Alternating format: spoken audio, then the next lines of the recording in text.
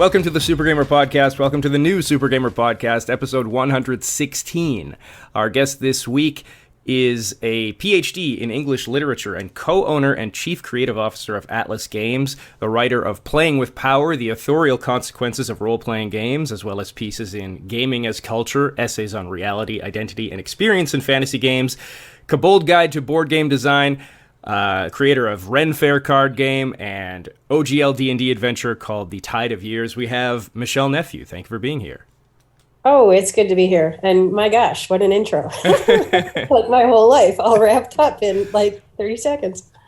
Well, one of the main reasons I've got you here is Atlas Games publishes Magical Kitties Save the Day, which is a D&D-like board game that I was given for my last birthday because a couple years ago I got a cat and I'm obsessed with my cat. And so my friends were like, this is for you. And we played one with my girlfriend and two friends of ours. Some of them had never played D&D before, so it was pretty perfect because it's certainly an easier one to get into as far as rules go. Yes, definitely. Yes. You can make a character in about 2 minutes. So, that's right. Yeah. And we had one character... Low barrier to entry for sure. Yes. We had one character who was a corn cat, which is exactly what it sounds like. It was a cat that was also half corn. Nice. But I'll start with... I'd love to see the illustration for that one. It was actually very good. She's a very good artist. But you have called yourself Magical Kitties Save the Day's biggest fan. Is that the case? Oh, yes, for sure. So I can tell you the story of how we found Magical Kitties in the first place. Sure. This was at Con of the North here in the Twin Cities, where I go with my kiddos. And we had been going to this convention and finding this game, Magical Kitties Save the Day, and sitting down and playing it. And one day I asked the designer, I'm like, where do I actually buy this? And the GM, I asked, and he said, oh, well, you can get it on my website. I'm the designer, and it's just PDF. And I'm like, so it's not been published? We'd been playing this game for 2 or 3 years and had not realized that we were playing with the designer and that he possibly could let us publish it. So I picked it up at that point and developed it a bit, and that is how we ended up getting Magical Kitties Save the Day for Atlas. And that is a big chunk of your role at Atlas. You're kind of the doorkeeper. You decide what gets published, right? Well, along with the other producers on staff, yeah. We usually try and make it a staff decision. Generally, somebody has to be interested in actually spending several years of their life producing a game for us to say yes to something. So what was it about? I mean, obviously you were playing with your kids and you loved it, but what was it that drew you to Magical Kitties? Well, like I said, the low barrier to entry. It's so hard to get kids into Dungeons and Dragons, and even things like No Thank You Evil, I've tried playing, and just getting through character generation takes so long. When you're talking about a 6-year-old, that's just impossible. So the fact that it is very much a storytelling game and very much less of a role play game where you're rolling the dice and things like that. If the kids figure out a creative way to fix a solution, generally it's going to happen. And it's about fun more than it is about the roles. Right. And even as far as you mentioned the barrier to entry, and how frustrating it is for kids. As I said, like that, it's frustrating for adults too. If you're not used to that, who wants to spend? There's certainly a lot of board games, even outside of the D20 realm, that you'd spend 2 hours trying to learn. It's like, well, I don't even want to play anymore. Right. Exactly. Yeah, and I think I counted the actual rules pages in the Magical Kitties rulebook, which is very slim to start with, and it's about 20 pages that you actually need to know the rules on in order to play. And that's including examples and whatnot. It is very, very light. But you know what? The kids have always felt that it doesn't feel empty. It doesn't feel cotton candy. It feels like there's just enough rules to make the kids feel that they're really playing a game. And I've played this with my D&D game group too, actually. And there's a whole lot of inappropriate jokes that would not have happened with a kids game, but they enjoyed it too, I think. So it is a robust system that is is also pretty rules light. Yeah, I was going to ask. I think it was last year over Zoom, you GM'd your first game with adults, as far as Magical Kitties goes. How did it compare to playing with your kids? Well, like I said, there were the comments. I felt it was weird because I kept feeling guilty for forcing my D&D friends to do this, but they didn't actually complain at all. So I think it went well. They told me it went well, and I have not heard anybody saying otherwise. So I'm gonna take that as a win. I think it worked out. Yeah, I love so for people unfamiliar, like we've been saying, it's D&D-like, but certainly less rules to be aware of. Hit points are owie points. It's D6 as you roll. It's a little easier than doing some of the higher math of D&D. And the core concept is just that you are a kitty, and you are a magical kitty, so you get a superpower, which is super fun for kids just to start right there, because it's a very easy to understand background. You are in a town like your town, and you're living in a house or apartment like your house or apartment, and oh wait, aliens come, and now you have to save your humans.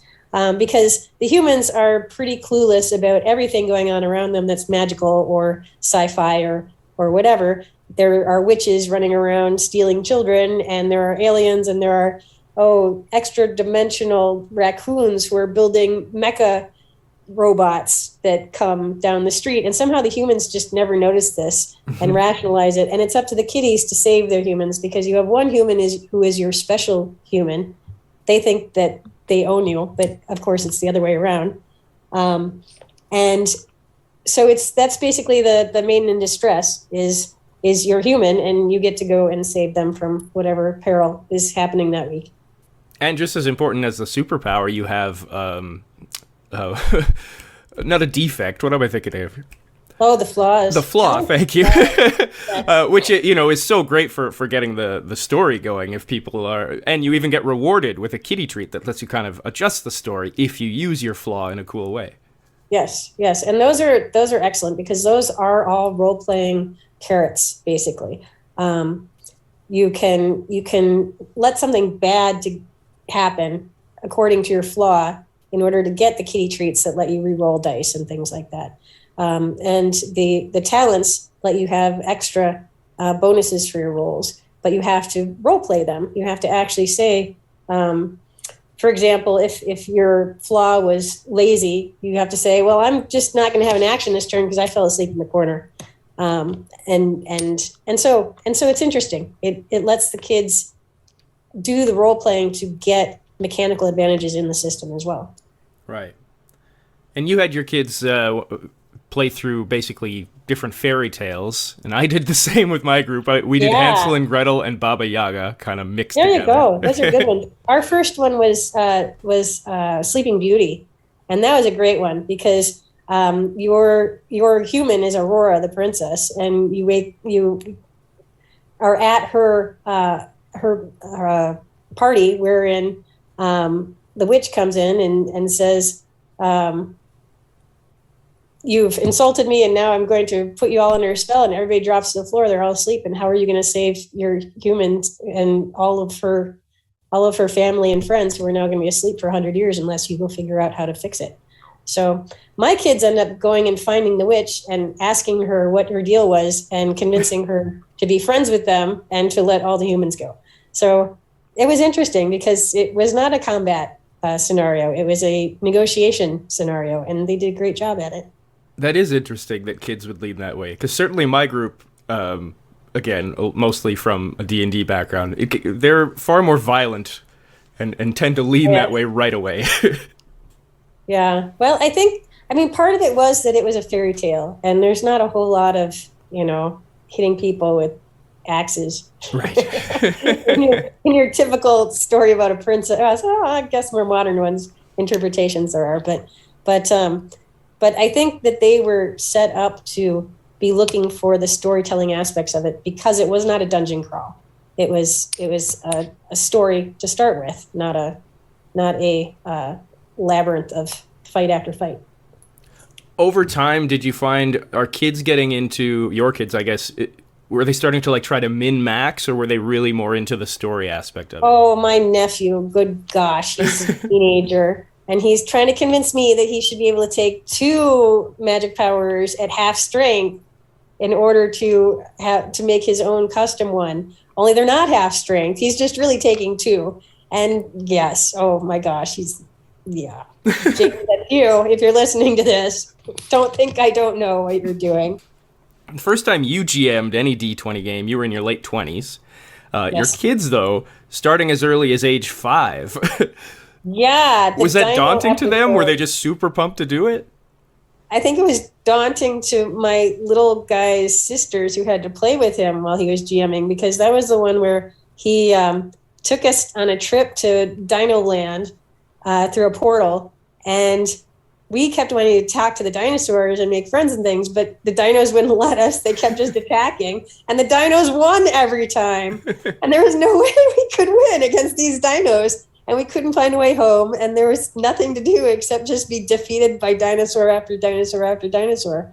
So, yeah, that one was a little frustrating. I had to take him aside and have a talk at one point and figure out a way to get us home. Do you remember what your first campaign was, like that first GM you did? Oh, gosh, it was the first campaign I did was Shadowrun, which is also D6s. On huge handfuls of them, which is why I like it. And that was Harlequin. Oh my gosh, that was a Harlequin adventure wherein Harlequin is a super powered hacker person. Boy, that was a while ago. Do you remember like any major blunders as a GM your first time? And more importantly, were you fudging dice rolls? I always read from the book too much.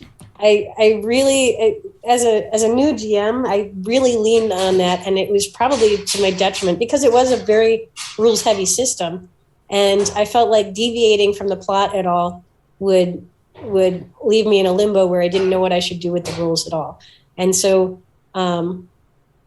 that's one reason I think that a rules light system like Magical Kitties, and one where you don't have to pre-plan an adventure. With Magical Kitties, half the time I say, okay, you're sitting asleep at your house, you wake up, what are you doing? And that's the adventure, and they tell me what they're going to do. And I don't actually even have to plan an adventure. I might have a few ideas, but they lead me there.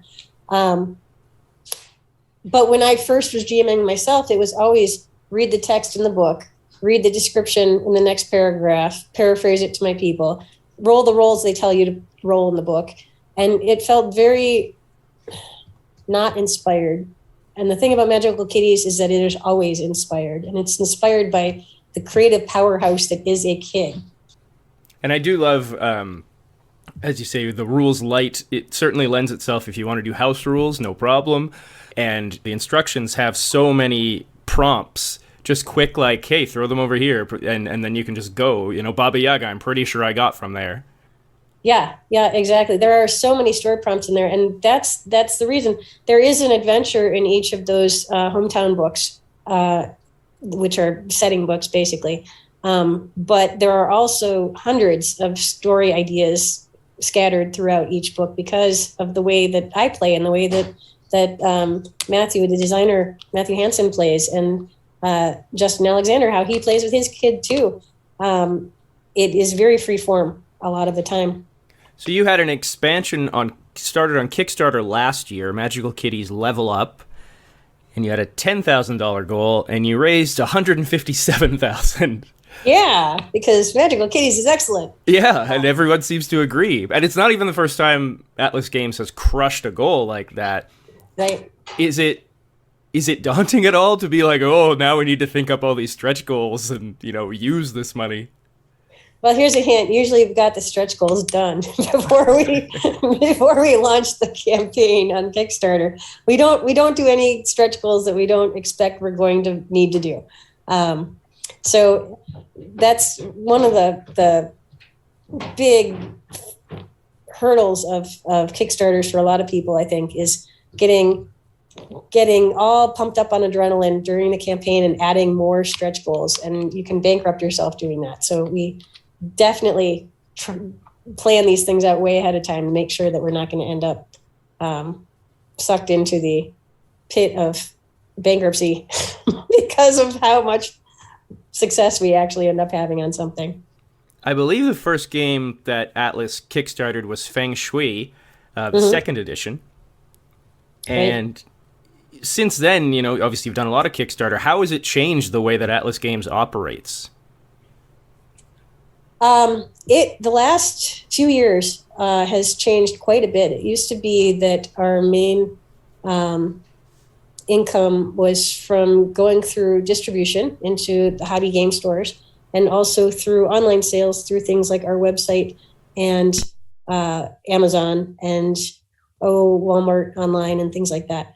But this is pretty much the third leg of our stool of income at this point is the Kickstarters, because they really have shown themselves to be a income stream that we can't walk away from anymore. So we're pretty much kickstarting all of our releases at this point, and it is an incredible way to reach out and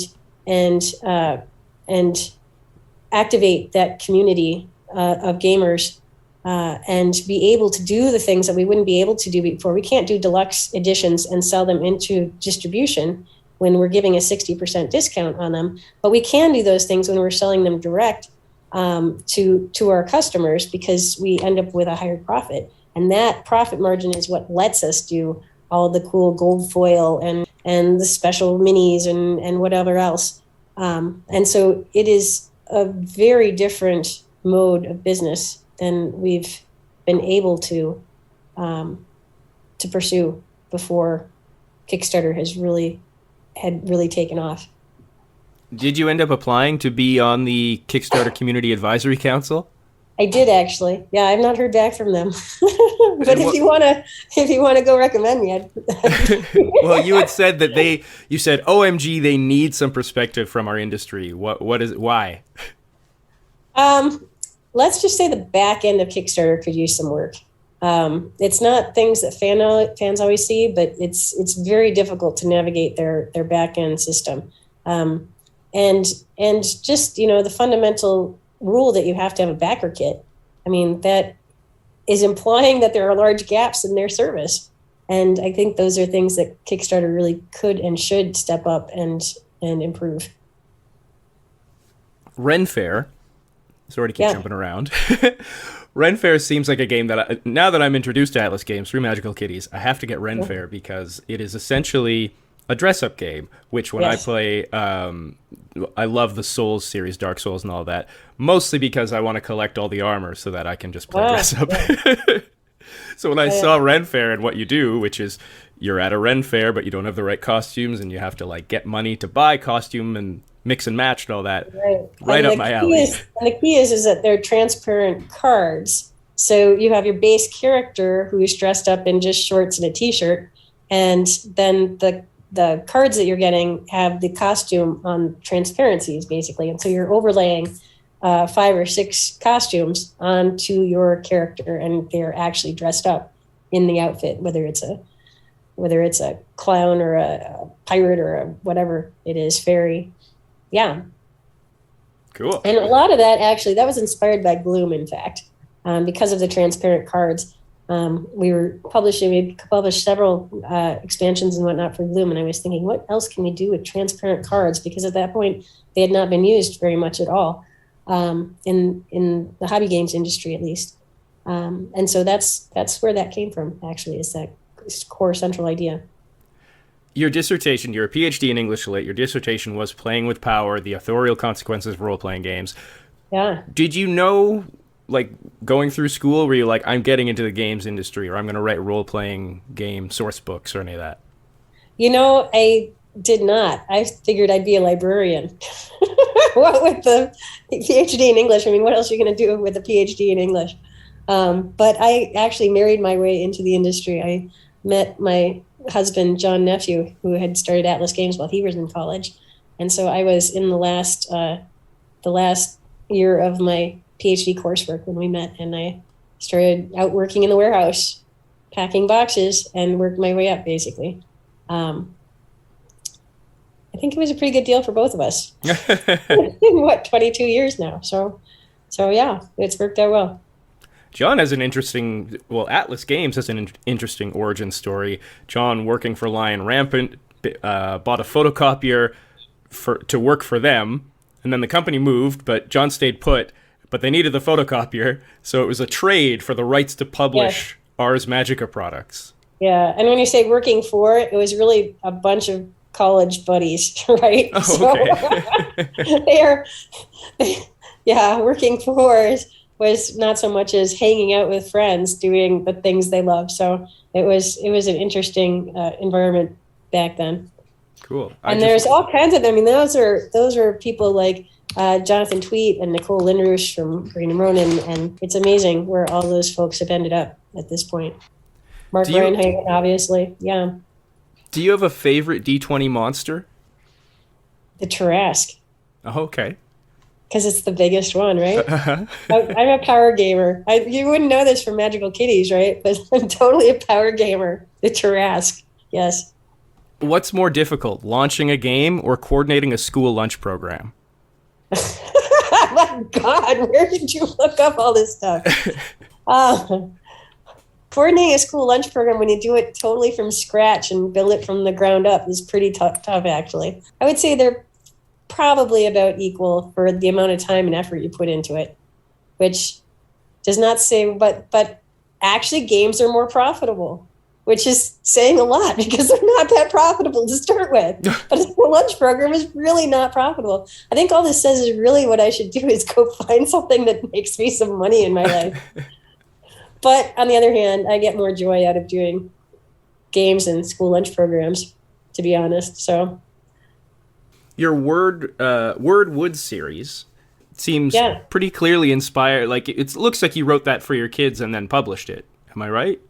Well, I e-published it. So yes, I was took time off from Atlas to raise my kids for several years, and while that was a good idea, it also got kind of boring at some point.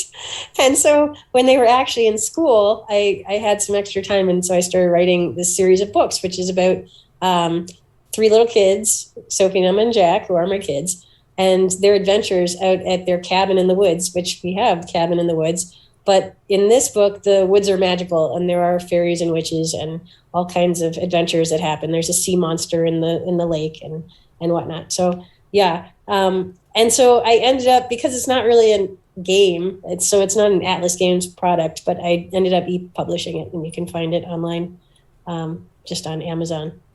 Has it inspired your kids at all now when they go out into the woods? Are they looking for these magical creatures? They have built little fairy traps and things like that, in fact, yes. And they mention, they mention them all the time. The little ghost mouse who lives in our house is directly from all the mice we've caught from traps. Is it weird at all, publishing what must be a very personal story? Even if it's fiction? It's not so much personal, though. What it does, having it be my kids lets me intuit their reactions to every situation, and made writing it so much easier because of that. Because what would Jack do if the sea monster raised its head out of the lake and said hello to him? I can imagine what my son would do, and having that personal connection to the characters made it much easier to write. But there's not a whole lot of personal information. You're not going to get my social security number out of it or anything. Right. So. If someone wants to publish with Atlas Games, what steps do they take? How do they get in contact with you? And what's the number one red flag that would make you just pass on the game immediately? So right now we do not have our submissions open at this point. And the reason is that we have so many projects in our queue right now that it is hard to even keep up with submissions right now. That said, we do have a submissions page on our website, so you can go look for that. And it has a list of the kinds of things that we look for, bullet list, in fact. So that would be my suggestion, is go look at there and see if what you're doing is the kind of thing that we're looking for. Red flags is just people can't follow directions. If they are not able to send us the materials that we asked for in the submission guidelines, then that's probably not somebody we want to work with, because generally we like to work with people who can follow through. But yeah, one thing I'll talk about is the amazing quality of submissions lately. with the advent of things like Game Crafter, oh my gosh, the submissions that we've been getting are just blow me away quality. And, I've been doing this for 20 years, and in the start, it was people who had just made up their own mock-ups on white printer paper and are mailing me these little laminated cards that they made themselves and things like that.